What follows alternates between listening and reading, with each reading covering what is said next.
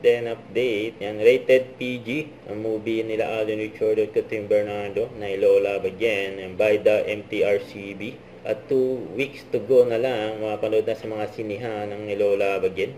Yan, excited na siyempre yung mga Kat Den fans. At featuring din ang Kat Den sa TV Patrol. Pa-A pa nga ang Kat Den And supposedly MJ Felipe behind the scenes sa shooting ng Lola Again sa Canada.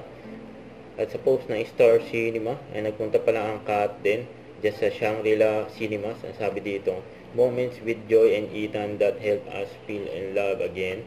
And Catherine Bernardo and Alden Richard continue to bring that leg during the press junket with media based in LA and Toronto for Lola Again at Red Carpet Shangri-La Cinemas.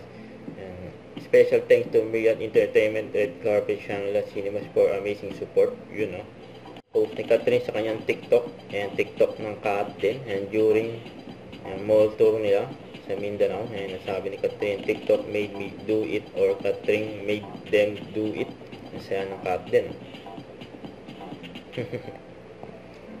Ito naman post ng The Hungry Pita na endorsement ni Alden kung saan sana napapadpad yung standee ni Alden Doon daw this way tinuturo. Huwag kalimutan mag-subscribe, click ang notification bell para update po ang nature reaction vlog. Bye guys, team for watching.